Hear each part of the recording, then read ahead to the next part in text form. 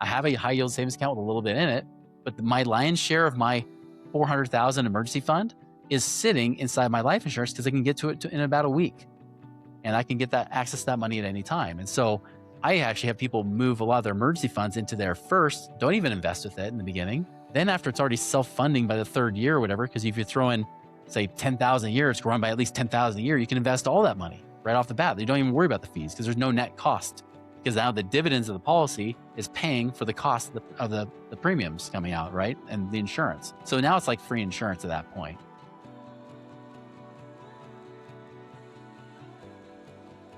Welcome to Truly Passive Income. I'm Neil Henderson. And I'm Clint Harris. And today, Chris Miles joins us. Chris is the founder of Money Ripples. He's the host of Money Ripples podcast and author of Work Optional Blueprint. He calls himself an anti-financial advisor because he pushes back on the set and forget model and focuses on creating cash flow now. He also retired twice before 40, including digging out of a $1 million debt hole after the last recession. Chris, we were excited to have you here and to dig into all this. How are you, sir? I'm doing well. I'm excited to be here too. I appreciate that intro. It makes me sound like I'm an awesome loser, which I love. You know what I think is I think that it's candor, it's straight shooting, and this is how we all get better, is just by being open and honest. And obviously you've had a lot of success since then. I think it makes people pay more attention to the success and value your story because you're willing to be vulnerable and self-deprecating to a degree. And I love that. So thanks for your honesty. Yeah. And I'd rather take advice from people who've got some scars. So yeah, exactly. And some wrinkles, you know? Me too. That's right. Well, Neil's got a lot of advice to give. Yeah, so. I've got those scars, some wrinkles. There we go. Yeah. Listen, Chris, for those that don't know about you, give us a little bit about your background and everything that led you here. Yeah. So obviously not the way I intended. I was talking to somebody earlier today at breakfast and we're talking about how I was a sociology major because I was intending to go into that field and even move into business consulting. But I figured if I'm going to do business consulting, I should have real life business experience. So I was trying to find some business to start and so I can get more experience than beyond just an MBA, right? And the first business that came up that was intriguing to me was being a financial advisor because I thought worst case scenario, not only do I learn about business, but I learn about money and investing. So that's the place to go, become a financial advisor. So I did it, not knowing they take anybody off the street. As long as you could pass a test with 70% and not be a criminal, you can basically become a financial advisor, no previous experience needed. And so that's what I did. I actually love being an entrepreneur so much. I never finished my degree in college and I went down that path. And I was doing that for 4 years, drinking the Kool-Aid, telling everybody to set it and forget it, as you just said in the intro, right? And telling people that, you should be diversified, which means mutual funds only. So kind of an ironic statement when you think about it.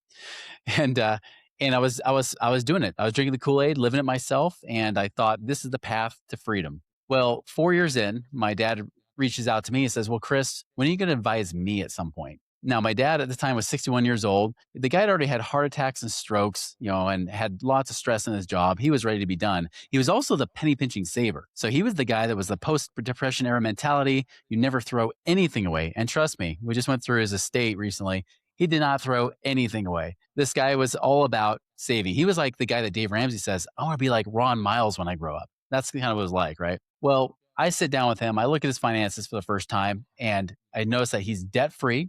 Even when his house was paid off free and clear, he had stuffed money in his 401k, got that good old company match like every good boy should. And yet, at the end of it, I had to say, well, Dad, if you try to retire right now, you basically have enough money to last you 5 or 6 years, and then you'll have to die. He's like, all right, well, thank you, Mr. Sunshine. That's not exactly what I wanted to hear. What do I do? I don't know. Save more, work longer. That's all I can say. I'm like, you got this paid off house, but you can't put that in the stock market. That's illegal. So I don't know. I don't know what to do. And that's kind of where I left it. And it really discouraged me to the point where just a month later, I call up a friend of mine that I had trained to be a financial advisor, but then he left to go do this stupid thing called real estate investing. You might have heard of it. And so he goes to do this real estate investing thing. And I'm asking him how things are going. He's like, man, my life is awesome right now. My dad and I have partnered on some real estate deals. We've now doubled his income as a professor at the local university. I said, hold on a second. You've only been doing this for 5 months? And you're saying your dad is already at the point where he could retire right now. It's like, yeah. I'm like, bull. Come on. That's no way. That's too good to be true. That's impossible. That doesn't fit my little financial advisor brain and my narrative, right? And it's kind of like liar, liar, He's He's like, Yep. objection. He's like, based on what grounds? It destroys my case. You know, that's pretty much what it's like for me, right? It's destroying my case here. And he finally stops me. He's like, Chris, listen, how many of your clients are truly financially free where they don't worry about money? None? I don't know. Yeah, none, because they all worry about money. Even if they are retired, they still worry about outliving their money. Okay, Chris, how about this? How many of you guys, as financial advisors, are financially free, not off the commissions you're earning, but actually doing the investments you've been recommending? And at the time, I'm thinking, this is the end of 2005. I'm like, man, there's guys been here since the 1970s. Now they don't seem like they can quit anytime soon. So I don't know, maybe none. There's your problem, Chris. And so I start taking the little matrix red pill for real estate investing and start going down that rabbit hole, realizing that all the stuff I was teaching as a financial advisor was BS, because obviously the proof was in the pudding. It wasn't working. And it wasn't just because of me, it wasn't because I was a bad advisor. I would inherit, decades of people that had been investing for decades with other advisors that I would inherit them as clients, and they still weren't any closer either. And so Tony Robbins says success leaves clues. Well, it's also true that failure leaves clues. And I was seeing it left and right, to the point where March of 2006, I said, you know what? I can't do this anymore. I'm out. I got to keep my integrity intact rather than worrying about my own pocketbook. I got to get out of this profession. And so I quit, vowed never to teach about money again. I was just going to teach ballroom dancing on the side and be a mortgage broker, because 2006, everybody could be a mortgage broker, right? It was like 2021 mortgage brokers. So that's right. Stated income, nothing down, it was awesome. So I was doing that, but obviously I was starting to learn about all these things. Like, it wasn't just about the fix and flips. I mean, I was learning about that too. And I even did my own version of wholesaling, kind of off to the side. But the thing that really got me was the fact that I could become the bank, that I could literally lend my money to investors and get paid on like hard money loans and things like that, and get paid income versus just accumulating money to then hoard it like a squirrel and hope that you don't outlive that winter of retirement, right? Now I was like, no, I can actually get instant cash flow. And so when I started to do that kind of stuff, later that next year, when I'm 28, almost 29 years old, I was able to retire that first time. And that blew my mind. It was even possible that I could literally have income coming in from my investments, whether I'm doing hard money lending, rental property. I turned my starter home into a rental and things like that. It was kind of mind blowing, because it was all based on income. It was about passive income, just like Kiyosaki had taught, and I'd read in the book several times. But then it finally like clicked. It wasn't just about accumulating money and trying to live off this nest egg. So naturally, because I did it, some of my friends and family are like, "Well, how'd you do it?" And so eventually, 2007 came out of retirement. I was going to tell everybody how I did it, and then the recession hit.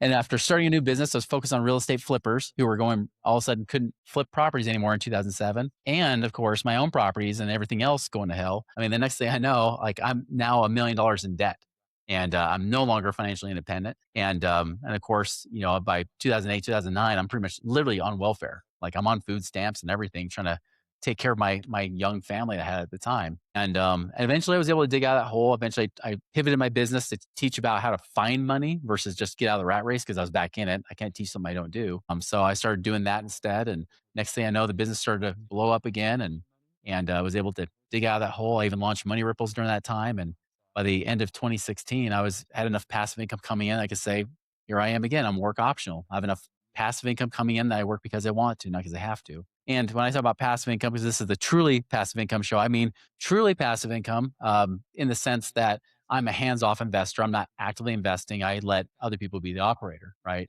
That being said, as we all know, there's still stewardship involved. So it's not like you just set it and forget it and you turn your brain off. It's brain on investing, but you don't have to be the one doing all the work. So there you go. A lot to unpack right there. Yeah. One of the things that I always key in on when we have conversations like this is that it's a mindset shift between sort of the nest egg approach to retirement planning versus the income approach. It's like, you've got either the option of, all right, I'm going to build a nest egg. It's going to grow to, 25 times the annual income that I'm going to need to survive on in retirement. And at some point, I'm going to turn on that spigot and I'm going to start spending on it and draw it down, but hopefully, die with zero. I'm going to die on the day that I spend my last penny if I'm absolutely, if I just plan absolutely perfectly. Or you build up enough assets that are producing enough cash flow that you live off of. And ideally, in a perfect world, you never touch the principal at all. In a perfect world, obviously, there's Right. There's different different levers you can turn. And what I like that what you just said, and it's one of the options that I love so much about this approach, is that there becomes a point where you become work optional. You don't have to, it doesn't have to be this like, date where you say, hey, today I'm financially free and I no longer need to work. And it's kind of it's kind of where I got to. I always tell people, because I'll go on podcasts sometimes and the host will introduce me as financially independent. I'm like, whoa, I am not financially independent. I built up enough income, passive income, and it's not completely passive, not truly passive, that I got to a point where I was able to kind of take a leap and make a change of career. And that's one of the things I love so much about your approach, is that it creates optionality. It's not about like full on retirement, unless that's what you want, but it's getting to the point where you have enough income coming in that it creates optionality. That's exactly it. Yeah, that's that's why I named my new book The Work Optional Blueprint, right? I find that most people are kind of like me in a lot of ways, where because most people talk about retirement like, hey, this is where you can go sit on the front porch drinking lemonade. But they don't tell you is, of course, the reason you're sitting on your front porch drinking Country Time lemonade is because it was on sale at Costco, and you're sitting on that front porch because you can't afford to go anywhere, right? That's the traditional, retirement model that you see in the financial advising world. But it's true. Like, most people do want to do something with their life. They just want to do it on their own terms. To give you an example, I had a guy that reached out to us just a few months ago, and he was talking to me. He's like, I'm getting kind of frustrated because I just turned 59 and a half. I've got almost $2 million sitting in my retirement accounts right now. So this guy was like the Dave Ramsey poster child, right? Like, he did it all. Paid off his house, has lots of equity. He even said, he's like, I got $3 million net worth, but only $300 a month of passive income. That's all I have. And he's like, I asked my financial advisor at Vanguard, I said, well, when can I actually retire? I want to live on $200,000 a year. He said, my advisor wouldn't give me an answer. He's like, I don't know if he can't or he won't. I'm not sure, but he wouldn't give me an answer. I said, well, that's pretty easy, because having been behind that curtain, I already know what's going on. I'm like, it's possible he doesn't have the answer. That's true. If he does have the answer, he's probably too scared to tell you the answer. You mentioned like 25 times somebody's income. That's based on the old antiquated 4% rule. That the 4% rule is based on numbers run from 1926 to 1976, based on the numbers of the stock market, based on people's life expectancy and everything else, right? So obviously people live longer than they have since 1976. And also 1974 is when we got taken off the gold standard. Inflation has roared up higher too. And so the new rule, quote unquote, for the 60, those in their 60s trying to retire, is a 3% rule. 4% if you're in your 70s now, which is what Jamie Dimon said, right? So as a result, if you think about it, 3% means you need it 33 times. So I told him, I said, well, if you want 200,000 a year, that means you need about 6.7 million in today's dollars. But the problem is you've got $2 million, which, by the way, is an incredible feat. I was like, you shouldn't be ashamed of this, because in truth, very, very small percentage of people even have $2 million saved up. Because Fidelity, for example, who obviously is one of the biggest providers of 401ks and IRAs in our country, they have 45 million clients. As of the end of 2025, only 1.1 million of those people, so just over 2%, have $1 million or more, which means if you have $1 million, you live on 3%, that's 30,000 a year, which is also why when Transamerica polled these same people, Transamerica found out that 35% polled said it'll, quote, take a miracle for me to retire. Because they realized even with $1 million it's not enough. So I told them, I said, you got $2 million. 3% means you're living on 60,000 a year. That's a third of what you want to live on, but definitely even less than what you need to live on, even though you're not a big spender, just because of inflation alone and how it's been creeping up on us. Living on 6,000 a month is nothing, right? So I told him, it's like, yeah, the reason he won't tell you the answer, if he even knows the answer, is because he's scared to tell you that you need to triple your money or more, really 3.5 times your money in the next 10 years. And you know what he said? He said the same thing you said about optionality. He's like, Chris, I don't mind working until I'm 70. I just don't want to have to feel like I have to work until I'm 70. And so I told him, I was like, well, let's reverse this mindset, because you were taught this whole thing of living on 3%. And yeah, it's pretty depressing because you have to hope and pray the market doesn't all of a sudden poop out on you, which, by the way, we've had the longest bull run in 17 years. This last 17 years, we've had a bull run in the market that we have not seen in history. This is probably the best you'll ever see in your lifetime. And still, about 2% of people in Fidelity have $1 million or more, which is barely enough to live on, right? That tells you something. And so I told him, I said, well, what if you had that $2 million, but instead We invest it for income, for cash flow. Like, for example, like there's plenty of options out there that I know about that we even have connections to. They'll pay you at least 10% a year on your money. So 10%, what's 10% of your 2 million? 200,000 a year. Bingo. What's your goal per year? 200,000. Like, right. So you're going from, you hope and pray that by the time you're 11 years from now, that you have enough to finally retire, based on, whatever the market may or may not do, or you could probably do it this year. That's the difference. And that's the biggest gap, the biggest, like you said, the mental gap between that accumulation theory, which doesn't work. And the reason they teach you this, by the way, is not for your benefit. It's because really it's the institutions that they're really it's financial pharmaceuticals is what it is. They're paid to sell you, to keep your money with them, to live on less than the interest so that they continue to get paid a percentage of the money under assets under management. That's how they make their money. So they don't want you to pull out more. And of course, if the market does drop, if you pull out money and the market drops at the same time, you're disinvesting. This is why Dave Ramsey is full of crap when he says, in fact, he even argued with one of his own co-hosts. He actually contradicted his co-host and said, no. In fact, the co-host said 3%, by the way. And Dave said, no, you should be able to pull out 8%, because if you make 12 in the market, which by the way, the market's never averaged 12 for long term.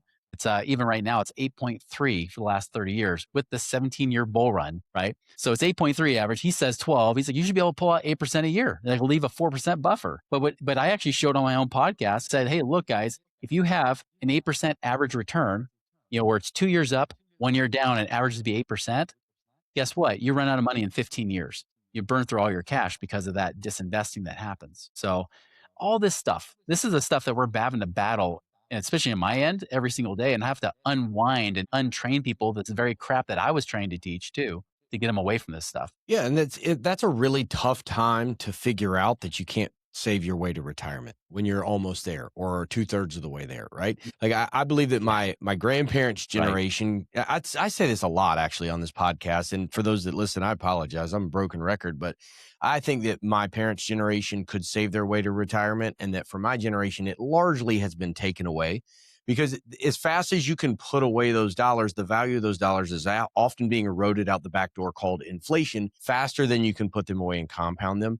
And I worked in cardiology for 16 years as a medical sales rep. And I was there when there was not a large, 5 to 7 cardiologists who were all trying to retire in the 2008, 2009, 2010 timeframe. That was their plan, talked about it for several years leading up to that. Yeah. And when you have those paper assets and then that market corrects, all of a sudden, so much was wiped off their balance sheet that they all found out that they had to work for another 5 years just to try to get back to where they were. And for me, that was a light bulb moment. It's like, oh, a defensive strategy and hoping that you can earn enough that the value is going to go up high enough and hope that the market is where it needs to be when you need to take that money out.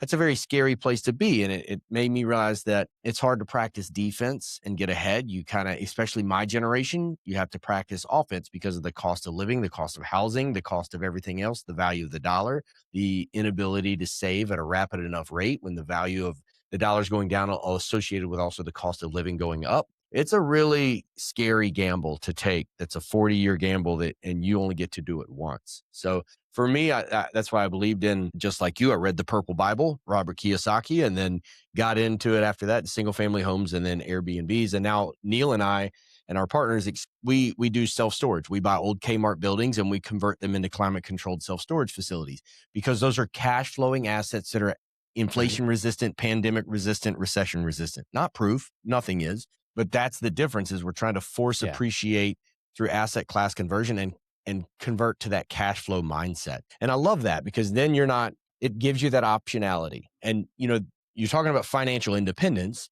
and I replaced my income before and I did it the wrong way. And after I did it, I realized that I had only focused on the financial component. And really I wanted a location independence component. I wanted a time independence component that wasn't part of that. And I kind of had to start back over. Yeah. But I love the way that you're doing this, is that you're focusing on giving that money a different purpose, to focus on cash flow in certain terms of, instead of just long-term growth that honestly can kind of have the rug pulled out from underneath it. You're focusing on that cash flow. And my understanding is that one of your ways that you're doing that is by giving $1 multiple jobs. You're taking cash and you're recycling that cash, or you have the ability to use it a couple different times. And that's why I think this would be a great time. I'd really love for you to tell us more about Money Ripples, the Work Optional Blueprint, and what your anti-financial advisor thesis is, and the way that you're now focused on, you're creating that cash flow, but how are you creating that cash flow? How are you using, leveraging those dollars to get the highest value cash flow that you can, that's going to change the financial velocity of somebody's life now and not 10 or 15 or 20 years from now. Yeah, exactly. Kind of like my sign says back there, right? Live your life now, not tomorrow, and that's the biggest thing. So we mentioned, you mentioned alternative investments, like, self-storage. Is a great example. There are so many ways in the alternative space that a financial advisor will never tell you about. And the reason they won't is because they are literally licensed to sell, not licensed to make you money. They're licensed to sell you mutual funds. If they have a Series 6 and Series 63, they can sell you mutual funds, and that's it. If they get a Series 7, they can even do some stock investing with that, right? But it's always based on the stock market. But alternative investment wise, you really don't find financial advisors in that space that say, yeah, you should do that. Even I was talking to somebody today, and she was telling her parents about, investing in like some short-term rental partnerships and whatnot. And they're like, hey, we can even do hard money lending and get paid 15% a year. And they were excited about it. You know who wasn't excited about it? Their financial advisor, who naturally said, I don't know. I was like, well, why? Because he's going to get a pay cut, right? So at Money Ripples, that's what we try to do, is try to open up those options. We're not investment advisors, but we do work with people one-on-one to say, how can we create a little roadmap here? How can we actually map it out and even potentially connect you with good deals of reputable people to say, hey, here's ways you can actually do this. So again, we never investment advise. We don't even get paid, from the different people that we know of or invest with and things like that. But definitely help them really strategize to say, how do we get away from this Wall Street only mentality to something where alternative investments can actually generate real income? I'll give you an example. I had a guy that was in California. He had $1 million in his retirement plan. Advisor says he can live on $30,000 a year, which he says, not in California. That's like homeless people live on $30,000 a year. So he's like, I got to do something else. And so, when he came to us, he found us on the Money Ripples podcast and whatnot. And then as we're working with him, he decided he was going to buy a couple of duplexes, that were turnkey rentals where he wasn't managing the property. He got some oil and gas. He got some syndications like what you guys do, right? And he did some of that as well. And after all was said and done, his million wasn't kicking off 30,000 a year anymore. And now it was kicking off 130,000 a year, right? And that's the big difference, is how do you actually have somebody to help really map that out for you to see how that can actually become a real plan, and it's through a real system. We have a whole 5-step process to teach people how to do that. You mentioned about getting your money to pay you twice. Another strategy we use within that, it's not required because we can get people financially independent without the strategy, but we want to throw a little extra fuel on the fire. It's kind of like it's the Boy Scout campfire, right? It's like, where's that little kerosene can we can spray on the fire to make it blow up a little bit more? That we use like infinite banking as an example, but not the traditional infinite banking stuff you see out there. If you haven't heard about it, infinite banking is leveraging using the cash from your whole life insurance policies, right? So you buy a whole life insurance policy, and besides the death benefit, you can actually build up this tax-free savings account inside of it. It's like a tax-free high yield savings account paying about 6% a year, tax-free right now, but it's also 100% protected from lawsuits and creditors in most states. So it's a great, safe, guaranteed place to store your money. But from an offensive standpoint, beyond the defense, which is a great defensive strategy too, for keeping my emergency fund there and things like that. From an offensive strategy, I can also use it to make money in 2 places at once. Because if you design them the right way, which that's one thing I had a hard time as an investor, was every time I would try to find somebody who would help me lower the cost on these policies, because that's the biggest objection you have to these things. Every time I'd say, give me the lowest cost possible, they wouldn't give me the lowest cost because they didn't want to cut their commissions that much. So eventually we finally just brought it in-house in 2017, said, screw you, we're going to do it ourselves and do it like the best way possible, to where instead of focusing on the death benefit of these life insurance policies, we're going to try to build up this tax-free savings account as much as possible, and then leverage that money by getting a line of credit against it, whether it be from the insurance company or from a specified bank, to where we can get a lower interest rate with them. And then we borrow that money from them. And yes, we pay them back. You don't pay yourself back, there's a lie out there that claims that you do that. You pay them back just like you would pay back a home equity line of credit. But the good news is there's no minimum monthly payment. You pay it back however, whenever you want. The deadline for paying back those loans are your death. And the reason that you don't have to pay it back monthly is because although you're borrowing at a low interest rate from them, they're also paying you interest on that money too. So literally, like in many cases, it's already washing out the interest that you're paying them because they're paying you money on the money that you were borrowing from them. They're paying you money because your money was never pulled out. So they're still paying you compounding interest while you pay back simple interest. And the thing that's beautiful is that if you use that specifically to invest, especially in cash flowing investments, what happens is that you take the cash flow from those investments, use it to pay back towards the line of credit. All of a sudden, now the interest you get charged goes down, down, down, but the compounding interest goes up. You create a net profit of the interest that you earn versus what you pay while you're also still making money in the investment. So it's not about the either or type of standpoint where so many people say, hey, throw all your money in this life insurance. No, we don't agree with that. It doesn't mean you just throw all your money in investments. It's like, no, I can actually do both and actually pick up some extra interest dollars along the way. So if I would normally make 10%, I might be able to now make about 11 or 12% net on my cash, just making it accelerate my path to freedom faster. Yep. It's a whole nother bucket. There's a scenario here that, and I use infinite banking. I'll say that first, but there's a scenario here. It kind of reminds me, my wife and I also have a real estate team, and she's a full-time real estate broker. And if you ever go to any real estate agent, you say, hey, do you deal with investment properties? They're all going to say, oh yeah, absolutely. All the time. And then oftentimes behind the scenes, they're going to another agent and be like, hey, can you help me with this? I don't know what I'm doing over here. This is not what I do. If you go to any life insurance agent and you start talking about infinite banking and you ask about it, like, oh yeah, we can do that. We can structure it this way. We can structure it that way. What I have learned is that this is one of those things that you either do it or you don't do it. You don't really dabble. Because the way that you set this up has to be very specific. You want to do it in a way that the right commissions are stripped out, that you're putting riders in place, that yes, there's a death benefit, but you have a lot of different structures and riders that you can put in place for long-term health benefits or different things or access to capital, the different loan structure. That if people say that they can take a life insurance policy and tweak it to kind of make it work in this, and it's more of like a Frankenstein policy, that's not what you want. What you want is somebody that specializes in this type of product that is very well structured the right way from top to bottom with very specific companies that offer the right type of product that you can use for that. Or you shouldn't do it. And it's one of those things that you don't dabble in this. You either do it or you don't do it. It took me several years of looking at it and reviewing it before I decided it was something that I wanted to incorporate. Exactly for what you said, Chris. It's not an all-in strategy. It's just an extra bucket. It's a bucket that you can place over here that, yes, it has a death benefit. Yes, it protects your family, but it's also capital that you have access to earlier that you can build up tax-free or deferred depending on the situation. But it's one of those things that it's a veteran move. This is a veteran move. And if you're going to do it, you need to do it with a veteran that can give you the guidance and walk you through, because my imagination is getting the best of me here, but I have a feeling there's a lot of people that do it the wrong way. And I'm sure you probably have examples of that or have seen that a lot. How often are you fixing things when people started out with a misstep? All the time. Yeah. I mean, even in infinite banking, that's the problem, is that there's a lot of people teaching infinite banking, even in the real estate space, and they're easily charging double the fees you should be paying, you know? In fact, just yesterday, there's a guy, and again, most of these guys are all good people. I'm even friends with a lot of them. But just yesterday, one of the guys that's heavy in the real estate space reached out to me personally and said, listen, like, I've got a client who's nickel and diming over these costs and fees. And I know you work with a specific company that I'm not that familiar with. Can you run numbers for me with that company? And so I did. And it came back. He's like, how are you getting numbers like this? Now, understand, this guy is working with a lot of centers of influence in the real estate space. And he doesn't even think it was possible that you can get as good a numbers as I was getting. He's like, how are you getting these numbers? There's got to be something you're doing wrong. I'm like, I'm not.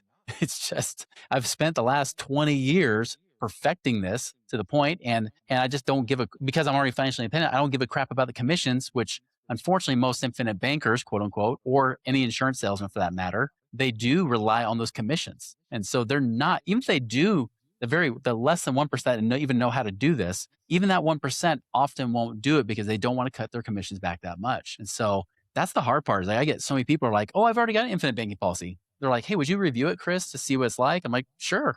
I was like, it might be good. It might not be. And I'll tell you, over 99% of the time, it's like, almost pretty much 100% of the time, I'll say, this could have been done better. Now, does that mean we change things? Maybe not, because maybe you're already deep into it and it doesn't matter at this point. But every time, I mean, every single time, that's one thing I keep running into, is that I've never once seen somebody who beat our numbers legitimately, and how we do it. And that's not to brag. That's just to let you know that, just because somebody's on social media and talking it up and sounds like they know what they're doing doesn't mean that they are doing it. Either they know what they're doing or they're even giving you the best, like lowest cost possible. So you can maximize your ROI. And that's why we even trademarked the phrase max ROI infinite banking, because there's just too many infinite banking people out there that are kind of screwing people over a little bit. All right. So I'm the only one in this conversation that has not utilized infinite banking yet. And I want to give something for our listeners to kind of take away, which is walk me through a typical use case scenario. If someone comes to you and says, all right, I've got, let's say $50,000 that I want to put to work in infinite banking. What is that process? What does the setup cost process look like? And what's their typical use case? Yeah, if somebody just wants to put a lump sum in, I usually recommend against it. So let's just go with that $50,000 example, right? Someone's like, hey, I got $50,000 I could throw somewhere. Should I just throw it in at one lump sum? You could, but remember, the more you throw in, the bigger the policy has to be. And this is why. With life insurance, the reason it's tax-free is because the US government and the IRS has allowed it, right? For many, many years. It's been over 100 years. It's been tax-free. Even though they threaten to get rid of the tax-free status, they won't, because too many politicians also have the same strategy for themselves, right? But what's happening though is that the bigger the death benefit, the more money you can stuff in. And so if somebody says, hey, I was talking to this guy, he says I can throw in 50 grand into this thing and then I'll pay like maybe 10,000 a year thereafter. Cool, you could do that, but your ROI is going to drop because those costs are going to be higher, because for that 50,000 to go in, you have to allow X amount of dollars of death benefit, going, to be a part of that. So what I do instead is I might say, cool, we could throw in 50,000, or what we could do is maybe we do 10,000 a year or 20,000 a year as a max contribution, right?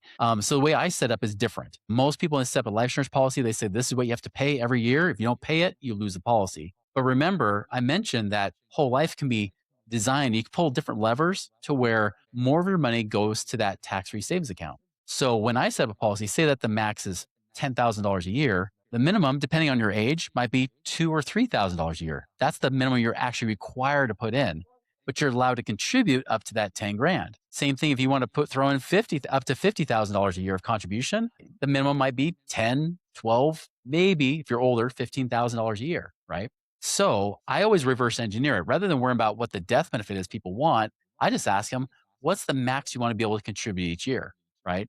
The nice thing is, unlike 401ks where you're capped, with life insurance, you can pay in up to 25% of your stated gross annual income. So, we're kind of joking about stated income mortgages, right? Well, you can actually state your income on life insurance applications. They don't verify it, unless, of course, they think you're falling on BS because you say you work as a part-time assistant, but you're making $2 million a year. They're going to call bull, right? But if you say I'm a business owner, a real estate investor, and you're like, hey, I make $1 million a year, cool. They'll let you put in $250,000 a year, right? That's one thing that's really awesome. And again, like I said, in most states, it's 100% shelter from lawsuits and creditors. You cannot get that anywhere else. So long story short, yes, I can throw my money in, and I can immediately pull it back out to use. And that's true. Let's use that 10,000 a year example. If you throw in 10,000 in our policies, you will probably have at least $7,000 or $8,000 in cash. Upfront, there's always upfront fees. Whole life insurance is different than term. Term gets more expensive as you get older. Whole life gets cheaper. Whole life actually starts out more expensive up front, which is why guys like Dave Ramsey poo-poo all over it, and he's right to. It's expensive up front, but then gets cheaper over time. So in a typical policy, I'll give you an example. We'll erase the 10,000 for a second. I had another agent that came to me saying, hey, listen, I know you use this company. This woman sent me this policy. She's putting in $60,000 a year as a neurosurgeon, right? She's putting in $60,000 a year. Can you analyze it for me? And year one, she puts in $60,000. Guess what? All of it, like any normal whole life policy, all of it goes to pay for the insurance costs. Year two, she pays in $60,000. Guess what? All of it goes to pay for the insurance costs. This means there's zero in that tax-free savings account. All of it's paying for the insurance up front. Year three, she puts in another $60,000. She's now paid $180,000. Now, half of it goes to the cash. Now she has $30,000 in there, right?